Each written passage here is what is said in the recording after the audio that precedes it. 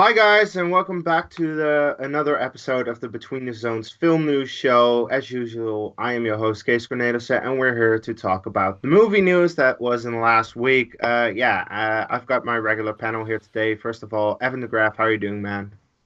I am good. I'm excited. It's my last week of school. I only have to go to school for 2 days. So yeah, I'm in a really good mood, meaning that it's Sunday. So hey, That is good to hear. And also here, Chris, how are you doing?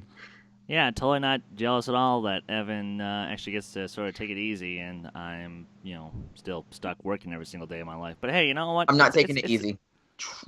Trust me, I'm not taking it easy. and he's gonna Sure. ruin my joke. Okay. No, Sorry. I'm doing it. I'm doing good. So yeah, ready to talk some movies. It's been a very, very interesting weekend to say the least. It's It's been been a a very very interesting interesting whole weekend. week. It's been a good weekend actually for me because if you watched our live show on Friday, you see that I actually was the closest to predicting this weekend's box office, which means I won. Suck it, because these two guys were with me predicting. Of course, first topic as usual, the weekend box office. The numbers are in. Alien Covenant wins the weekend barely with 36 million, only beating Guardians of the Galaxy Volume 2 by 1 million, which is a big shock to me that it was that close. I thought Alien Covenant would make a little bit more than this, but yeah, for some reason, people just didn't go out to see this movie. At number two, Guardians of the Galaxy Volume 2 still holding on 35 million in this weekend, only dropping 46.3% and already at 732 million worldwide. Quite a lot already. Another successful Marvel, of course. At number three, according to Evan, overperforming the box office, everything, coming in at 12 million with only a $10 million budget, which means already the budget is back and it is yet to open on international markets. At number four, Snatched in the making 7.6, yeah, just still in the top five, but not making that much money. And at number five, closing off the top five, Diary of a Wimpy Kid for the long haul, making 7.2 million, which I have no idea about. I wonder, Chris, your thoughts on this weekend's box office?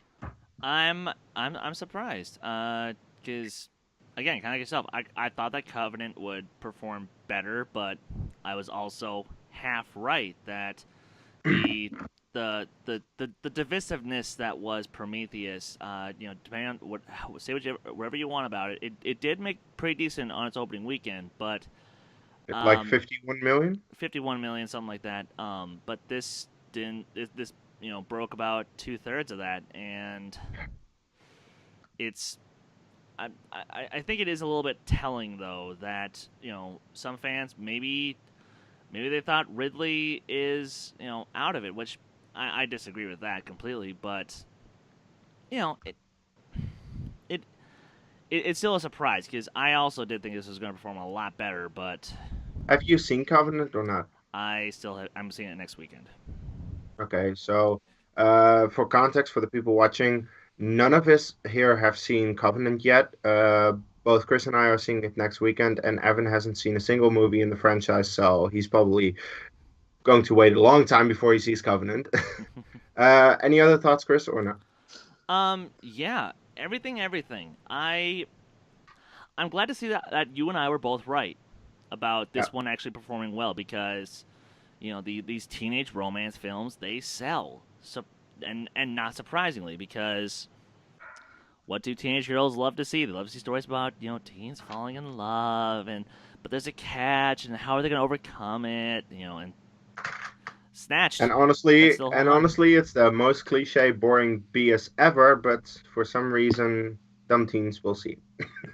Exactly. No, this is for teenage girls what Transformers is for teenage boys. Simple as that. Asians, actually. Oh, Hey, the Asian market always runs out to see Transformers, don't they? true, true, and I'm glad you saved yourself there. Evan? Screw this weekend. Oh, you lost the box office for the first time in 3 weeks. You butthurt. I am. Like, freaking everything, $12 million.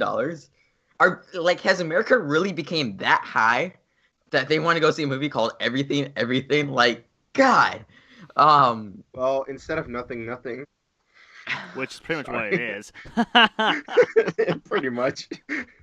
And then I had Diary of a Wimpy Kid being oversnatched. I guess Snatch is just snatching people's freaking money away. Oh, that's nuts. This box office. There was a point in time though where me and Chris did talk about the possibility of Guardians outperforming Alien this weekend. Like, I think we said it on the last show. In the There's last a show. small I at that point was like, no way in hell. And I'm like, oh, that just almost happened. It almost happened. That's nuts. Yeah, look, I thought I was like pretty high with my 42 million prediction for Alien Covenant, and then you guys went way over that. So I was like, oh, I'm safe. I'm so safe with this one because I knew that Covenant wouldn't make that much, simply based off the fact that I looked at Box Office Mojo on Friday, because that's how I always do these box office predictions. I'm like, I've had a long day of work. I go to Box Office Mojo because I've got half an hour until the show starts, and then I'm like, oh, Alien Covenant is probably going to make like 40 million. Okay, I'll say 42. I thought it was a little bit higher. It wasn't. But yeah, I basically gave my thoughts on the weekend box office. So let's just move on to the first actual news story. As always, critics see movies early, and no difference this time with Wonder Woman. Critics went to see the new Wonder Woman movie, which is coming out in 2 weeks. And yeah, the reactions are actually pretty positive. This is probably going to be the first freshly rated DCU film on Rotten Tomatoes, because even though Man of Steel was very close to that, it still didn't make fresh with just 55%. This seems like it's going to get fresh like 75% at least, and people are actually really liking the movie, which I hope it's as good as people say it is. I will believe it if I see it in 2 weeks. And yeah, I really want the DCU to succeed. I really want them to make great movies, and I want this movie to work. But we'll have to wait and see, of course. At least the critic reactions so far are good. I wonder, Evan, your thoughts on this? I'm still going to be Mr. Controversial here. It's going to be a good movie. That has been it truly appears it's going to be a good movie. I'm excited to watch a good movie. I'm excited to see Wonder Woman being successful as it is a female superhero movie. I'm excited in many terms. But I have been recorded to say that I do want the DCEU to fail at this time. Now, this saddens me a little bit because Justice League looks nowhere as near as good as Wonder Woman does. And I'm on record to say I didn't like the Justice League trailer. Look, I don't want it to fail because I hate the DCEU. I want it to fail because I want a reboot. I want something new. I want something to be given. I'm excited to see a great female superhero movie. I'm excited to see a great superhero movie directed by a female, Patty Jenkins. I'm excited to see all of that. Oh. I'm just really conflicted with myself, I guess. Yeah. Chris? I actually, this doesn't happen often, but I am actually in complete agreement with Evan here, because it's not that I want this to be a bad movie, but I want the screw-ups to kind of go away. I want a fresh start. I want this whole company to start over. I want the reboot, but here's the thing: if they're trying to course correct while they're halfway through shooting a couple of their films and trying to, fix some things, I obviously I don't want this movie to be bad, and I'm glad that it's getting positive feedback. I'm glad it's getting positive reception, because the DCEU needs a break. But I've always been in the mindset of it's too little, too late. However, if we're going to try to, write this ship out and we're going to just play it by ear, then I really hope that it works and the turnaround will happen a lot faster than maybe we're even realizing. So we'll just have to see. Indeed. Well, the thing is, I probably out of us three am the biggest on the DCU because I do love Man of Steel. I think the Ultimate Edition of Batman v Superman is fine. It's not terrible or anything, and I enjoyed Suicide Squad even though it had issues. I mean, I totally get the people who don't like the movies or hate the movies. Like, that's fair. The movies definitely have issues, but I am enjoying most of it, and I hope that they're with Wonder Woman, they take it into a direction where they actually have really good movies. I really want everything to be great, but yeah, we'll have to wait and see to see if everything is as great as I want it to be. Speaking of the DCU, though, the next news story also is something Aquaman images released from Mera. Yeah, the character of Mera. Some images of her released, played by Amber Heard or Hart or however you pronounce it. Uh, like some images released, and I think it looks good. I think the images are like what we've seen so far from Aquaman looks pretty good. So yeah. Also with Wonder Woman being well received, and James Wan was directing Aquaman, Yes, yes, James right? Wan. Yeah. Yep. Conjuring guy. I want this movie also to succeed. I wonder, Evan, what are your thoughts on the images? I don't necessarily know much about Amber Heard as herself. The way she's looking like she's done a bunch of smaller, like a bunch of those $30 million budget movies. Um, Look, what I like about it is it looks grounded. It doesn't look too overly fantasy. Doesn't look over exaggerated as it needs to be. It looks grounded, and I enjoy that. I don't know how she's gonna perform as Mera and Aquaman. I don't necessarily know the character of Mera that well. We'll just see how it goes. Grant, Amber Heard is actually a pretty good actress. She has done some incredible work. It's kind of funny. I took one look at the image and I'm thinking to myself, so this is the Little Mermaid without her fins? I mean, I'm not saying that to be a smarmy dickhead. I'm saying that it's just that's the first thing that calls back to. And if we're getting the character of basically being the Little Mermaid, but she can like kick your ass, well, to be honest, I'm not opposed to that. That sounds awesome. Yeah, So, exactly. yeah. So no, I'm down with it. Totally down with it. Yeah, indeed. So hey, we're actually having some positive news on the DCU this show. That's something. Whoa. Whoa. Are we but allowed to? but yeah, okay, but let's not get too far ahead because of course the MCU also has some great news coming out because Michael Giacchino is going to score Spider-Man: Homecoming after scoring Doctor Strange last year and doing a lot of great scores like for Star Trek. He did Rogue One most recently as well. Michael Giacchino is now also going to score Spider-Man: Homecoming. I do wonder what he'll do with the score. If he takes bits of the Danny Elfman score of the original trilogy, because that score is awesome. If he takes something of Amazing Spider-Man 1 and 2, because even though I don't like those movies, the score is pretty good in those movies. Or if he just does something completely new. I'm just very curious what he'll do, but I'm excited because Giacchino is a great composer. He made some of my favorite scores, actually. Also with Pixar, by the way, some Pixar movies he scored, especially Inside Out. That was probably my favorite that he did. So I can't wait for this. I wonder, Evan, your thoughts.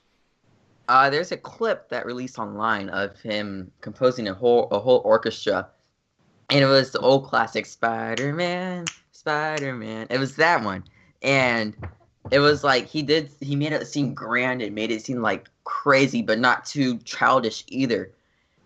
And if we're getting that throughout the whole film, like fun but really outstanding scores like that, I'm down. This is what we need. And I'll bring this point up before Chris does. Some say this is a little late to announce Giacchino being composer. I think it's part of their marketing plan. Yep. For the facts that they didn't necessarily have anything to drop for a while because they did their little poster run, they had their trailer, and then they had another trailer, and then they had a spot, and now it's Giacchino composing. So I think it's just something, because I think they've had him locked down probably for 6 months now. But now it's something for people to see and let their eyes on. The thing is, like, composers get usually work the latest out of everyone working on the movie, because, like, you have to compose according to what you have in the movie, at least most of them. So he has to wait until the movie is shot and edited, at least for a certain part, until we can actually do something. So usually the composers are people who get introduced very late into the project, and like yeah, as you said, it's marketing. He's probably been confirmed for a while, but now they actually dropped the news, so we can talk about that and speculate. Chris, your thoughts? Yeah, Emma kind of stole a big point I was gonna bring up, and it's not that it doesn't worry me as much as it, you know. Why would it worry you? Well, okay, just Let's bring up Rogue One. no, let's not, because that was a different situation. There's a different, different thing. Also, there's not much wrong with that score, in my opinion. With what Giacchino was given, sure, with what he was given, because he was given all of a month to replace. Yeah, 3 weeks. Yeah. No, and let's make a full movie score in 3 weeks, because that'll work. And luckily, for the most part, it did. A couple of the themes I didn't really care about, but for the most part, yeah, it worked. And granted, I love Giacchino. I love his work because he's done so much great music, and he's also great at incorporating old themes into newer scores. Like, for example, Jurassic World. Say what you will about the film, but that score was phenomenal. It was off the hook. And part of the hype was that we were told for a while, hey guys, Giacchino's doing the score. My only thing is, like, this movie comes out in 2 months. And granted, but that's when they said they're recording it. So that's fine. That's fine. Because by the time this because pretty much by now, they're maybe just doing touch-ups on a few scenes, and then boom, done. Because the recording process for an orchestra only takes roughly about a week to do. Yet, hopefully you guys just understand where I'm coming from. Like, I just prefer to know this information a little bit further ahead of time than just, oh, by the way, now we're recording. Oh, who'd you get? And then, boom, Giacchino. It's like, again, that's just me. Okay, yeah, okay, I got what you're coming from, but I think it's nothing to worry about, really. But let's move on to another Spider-Man-ish story. Tom Hardy is cast as Venom, and I forgot who the director was, but also confirmed was a director for this movie. We've been hearing some rumors about a Venom movie for a while now, like, oh, we want to do a Venom movie, and now we actually have some news about it. We have a director, and we have someone who plays the title character. Now, we talked a little bit about this on the show, and when we talked about this on the show, I had heard the news for like 10 minutes, and I was like, oh, Tom Hardy, great. Venom, I'm not, I was a little like, oh, yeah, it's good that Tom Hardy is cast, but now that I've had some time to process this, I'm like, this might not be the best casting news I've heard, because, like, Tom Hardy is a great actor, but I don't know if he'll fit as Venom. I just don't really see him in that role, and I've tried to envision him, and it's like, no, I don't think that'll work. I mean, he's a versatile actor. I've seen him in a lot of roles, doing a lot of things, but I just wonder. I will have to see footage from him as Venom to actually believe this can work, instead of like hearing the news. Chris, your thoughts? Yep. I frankly speaking, I don't want this. Tom Hardy is a phenomenal actor, but I do not want this. Because outside the physicality, which, yes, he can do that very well, but Venom is... That's no question. Yeah, no question. But the thing is, Venom is a very boisterous, almost charismatic, but still evil character.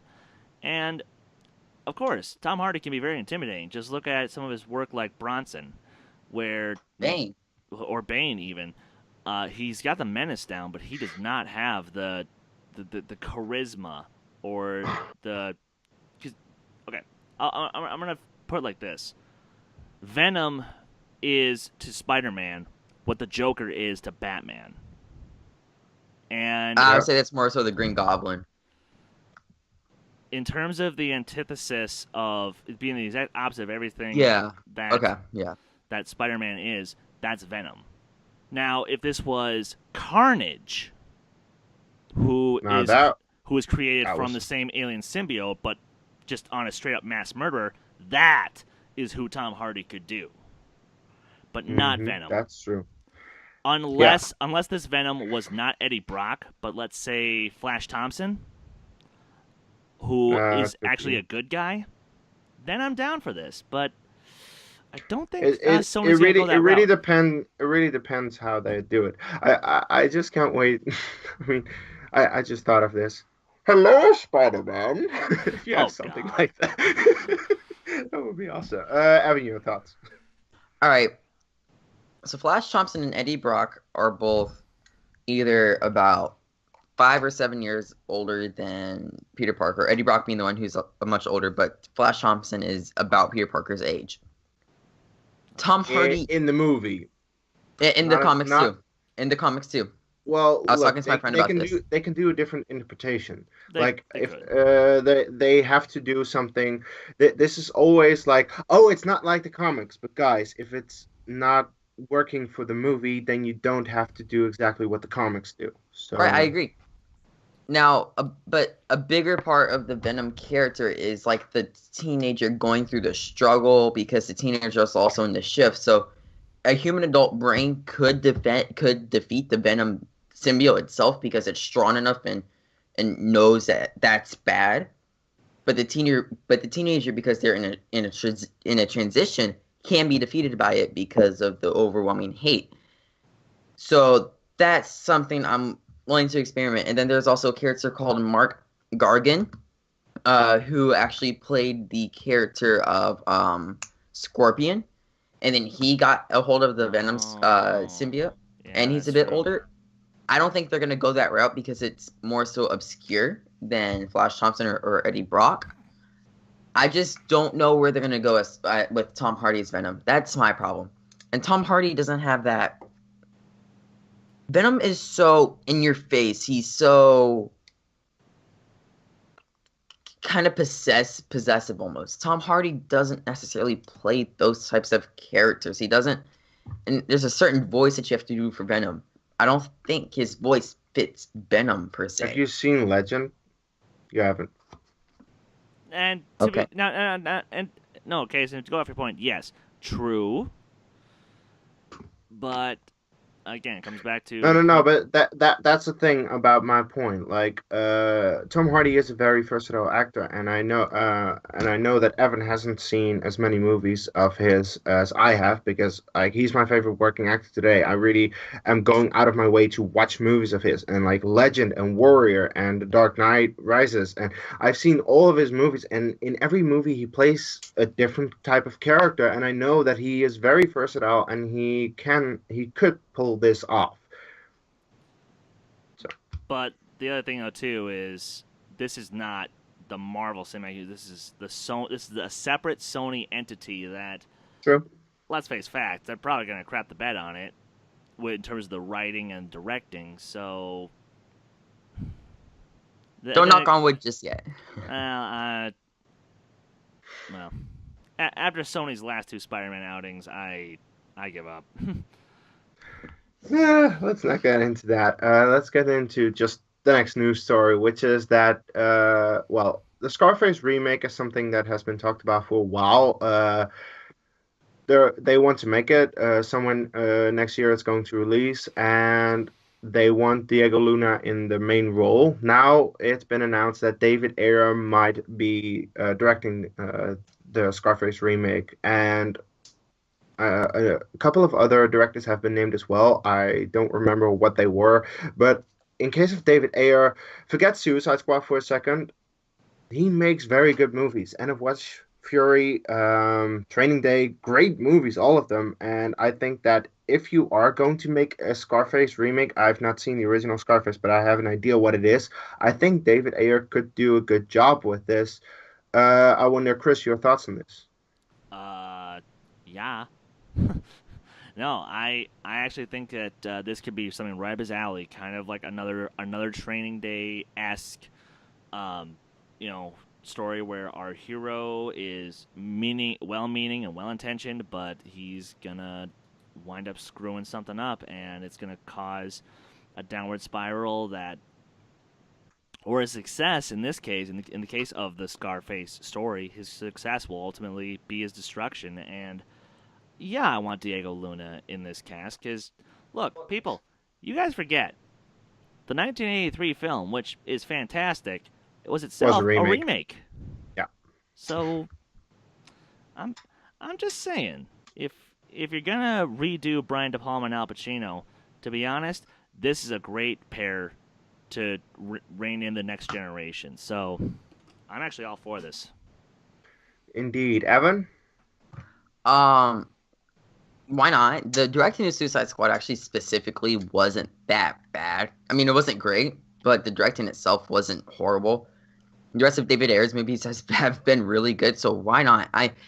And if Diego Luna does play the titular character, then that's it. That's good for Hollywood. It's a man who, if you actually watch some of his interviews, his English actually isn't that good.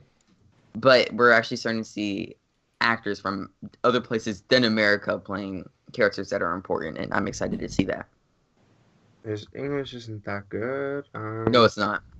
To Okay. be fair, if you watch the interviews, it is a little rough. All right.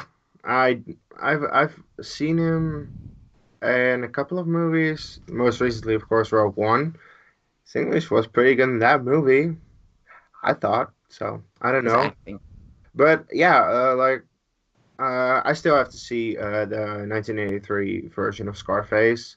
Um, One of those movies that I just have not seen yet, and I'll get to it in eventually. That's fine. That's Um, fine. but like I kind of know what it is, and like with this news, I'm like, yeah, I want to see this. All right, let's move on to the next news story. Okay, so Chris, do you want to tell a little bit what you're doing with Nights of the Podcast right now? Uh, yeah, I suppose I can. I was actually gonna save this for a later time, but you know what? Screw it. I'll get this out there. So, unfortunately, Nights of the Podcast is currently the lowest watched show on Take Three Productions. It has been in for a while, and granted, I love doing the show. I really do. I actually really enjoy the show. I don't know why it's that lowly viewed.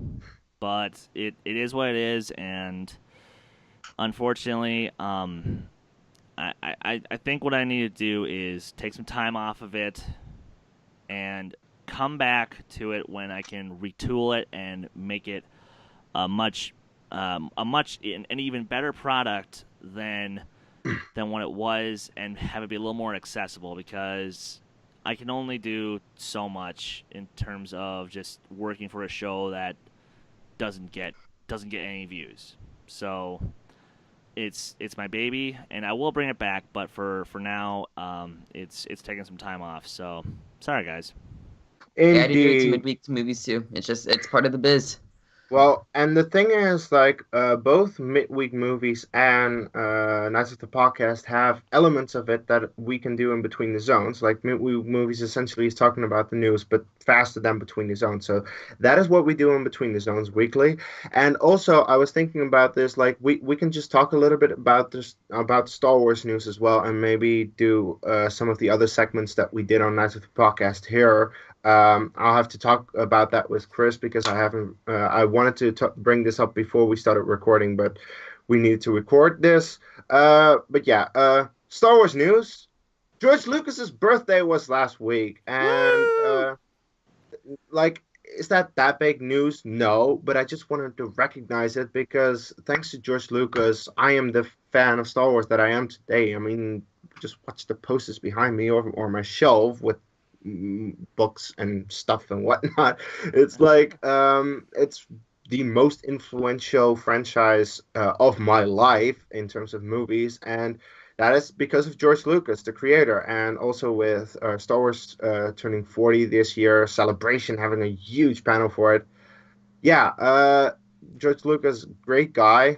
A little bit sad what happened with the prequels, but nah, let's not talk about that. Let's just appreciate the guy for a second. Chris, your thoughts on George Lucas's birthday? Well, happy birthday, Mr. Lucas. And hello, happy belated birthday from the Take Three crew. Obviously, we all send our best. And look, yeah, well, just like every creative force, sometimes you have a little bit of stumble. And the thing is, you can say what you will about the prequels, but there are still some great elements, and there are still some really interesting concepts and stories that got told. But dude, thank you for being the driving force behind not just my favorite franchise of all time, but one of the greatest and most influential franchises for the mass audience. I mean, shit, you changed cinema. I'll argue for the better. So, obviously, dude, thanks for all you've done, and happy birthday. Indeed, Evan. Thanks for influencing these posters that I got at Star Wars Celebration, Mr. George Lucas.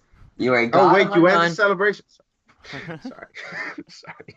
You are a god among none, and may the force be with you. That's what I say. Yeah, indeed. Thanks a lot, George Lucas. I don't know if he probably won't be watching this, but still, if he would be, I would thank him for being such a influence to cinema and to my life because Star Wars, yeah, it really got me through rough times in my life. When I felt down, I just can put on a Star Wars movie and enjoyed that, and that is because he started that. And I actually am very obsessed with it in ways that people are Really? like, "What the hell are you doing?" But you know what? I like doing that. Whatever. It makes me happy, and yeah, so that's really cool. And yeah, we'll just be talking in the next couple of weeks until something else comes up for Nights of the Podcast. We'll be talking Star Wars stuff on Between the Zones because seriously, the news segment that Chris had on Nights of the Podcast was not that big, so we can just do that here, and we'll see how we can manage everything. So that let's move on to panel. Okay, next news story. Final trailer for the Mummy release. Movie is coming out in a few weeks, and this is of course the start of the Cinematic Monsters universe. And yeah, this trailer, I like it. I thought it was cool. Really, a lot. Very similar to the first trailer, but with some new things. The only worry I have is that all the cinematic universes we have right now exist because the first movie was a standalone and it worked, and that spawned a franchise. This movie is very clearly like, okay, we're setting up a universe with the first movie directly, and I think that yeah, like the movie will suffer because of it. That they want to set up too much that you just should not do in your first movie. Your first movie should be just a good standalone movie, and then you can continue with a franchise. But other than that, I am excited for the movie. I want to see it. I wonder, Evan, your thoughts on the trailer? I haven't seen any of these two trailers that we're about to talk about, just because I'm gonna see the movies anyways. I don't want to spoil anything about that for myself because I don't know what's gonna happen. So I didn't see any of them. I'm excited for the Mummy though, because Tom Cruise, I'm pretty sure he's producing it too. Anything that he's Yes. producing is usually pretty decent. So yeah, I'm excited. Chris? And today is the day that my points all get stolen. No, and that's good though. That's good though because then it makes me have to think on my feet in terms of what to talk about. And with the Mummy, It's like, hey, we actually do agree on points for a change. whoa, Wait, what?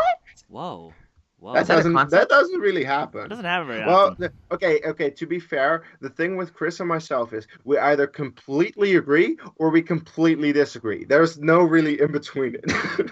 Right.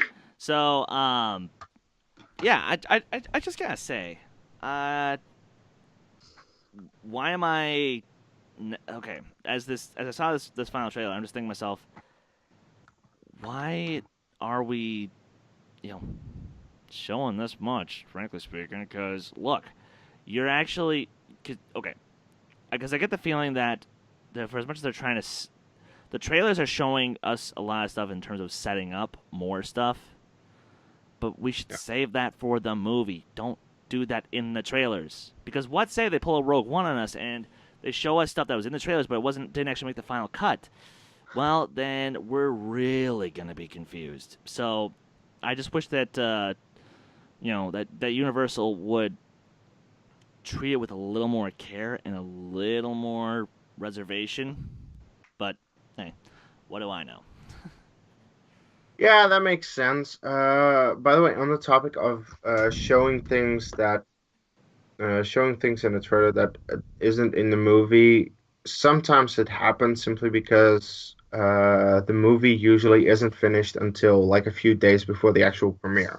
That they have little things that they want to change, and for some reason, certain shots just get cut. And I totally understand it, especially if you put out a trailer very early. Also, another final trailer dropped. The War for the Planet of the Apes final trailer dropped. And I was a little hesitant on the first trailer. I'll admit that. I was not sure about CGI. I was not sure about certain things. I still am not too sure about the apes talking. But you know what? I do want to see this movie. I hope it's great. I hope this is the third great movie in a trilogy, because it will be the first great trilogy since Lord of the Rings. And yeah, that's actually not Lord of the Rings. I do count the Bourne trilogy, so it will be the first one in 10 years. The first great trilogy in 10 years. That's quite something. So I really Captain hope America this trilogy. that is not a trilogy. Uh, but yeah, Chris, you're very happy with this, right? Apes in a log cabin, baby! Woo! I swear. You want to talk about tense, building tension right off the bat in a trailer? Look at the opening scene from this trailer. Good Jesus, the apes are breaking into this log cabin. They find this girl who I think is a certain character from the original, and they decide they're actually gonna take her in. They're gonna take care of her. Why? Because he even says it himself. They're not savages. You are making these apes complex characters. You are making them thoughtful. You are making them actually decent people. You're making them better people than we are. And yes, People, they're apes. They're not people. I don't care. They're great characters. I'm already caring about these apes. And here's the funny thing too. I actually am caring about the people because guess what? We're not just having cookie cutter Woody Harrelson. Sure, he's a little bit out there, but you are at least understanding his perspective. And thank God that is the case. I'm sorry. I'm so excited for this movie. Ah! Woo! I'm so excited. And I just can't hide it. Okay, so even though I didn't see it, I'm gonna make a guess. Apes on tanks, apes on tanks, apes on tanks. I haven't seen Apes on Tanks yet. Oh, it's coming. Just you wait. It ought to be coming when it's gonna be coming. When the movie is called War, I expect tanks. They ought to be there somewhere. But Evan, you're okay. You haven't seen the trailer. What are you expecting of this movie? Apes on tanks. Okay, and moving on to opening this week. Opening this week, actually two big releases this week. The fifth in the Pirates of the Caribbean franchise, originally called Dead Man Tell No Tales, but now retitled Salazar's Revenge. We've seen a lot of trailers for this, of course, and now we're finally getting it. I'm definitely seeing it next weekend. So look out for my review for it on my channel, which will be like the first review for a new movie to release since Kong Skull Island, which was over 2 months ago. Yay! Finally, I'm getting back there, and I'm also filling my weekend with catching up with all the movies that I've missed, like Alien Covenant, Beauty and the Beast, whatnot. So look out for some reviews coming up on my channel. I'm going to be busy next weekend. And also Baywatch opening, which I'm also going to see, probably, definitely, I assume. Depends if my schedule allows it, of course. Yeah, 2 movies opening. I'm seeing both. Evan, are you seeing one or both? I am seeing Pirates 5 for sure. Baywatch, not so sure. I have to have a parent with me. It's what happens whenever you're 16. But there's a lot of good buzz coming out of Baywatch. There's some decent buzz coming out of Pirates 5. But can we talk about this title change? Okay. Every person... Internationally, it's being called Salazar's Revenge. In the U.S., it's still called Dead Men Tell No Tales. Okay. Because I was about to say... I don't know why they're doing that, but... I was about to say, every person... Oh, it's the same thing as calling Zootopia Zootropolis here and Moana Vaiana, which is bullshit, but they did. But because, like, my thing is, like, everybody in the U.S. knows the saying, Dead Man Tell No Tales. So, like, if you didn't know about the Pirates franchise... Dead Man Tell No Tales has been in the franchise since, I believe, the second movie. Right. So... Yeah.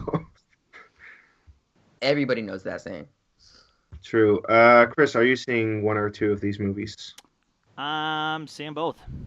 Oh, nice. If I honestly can get away with it, I will do my damnedest to do a triple feature.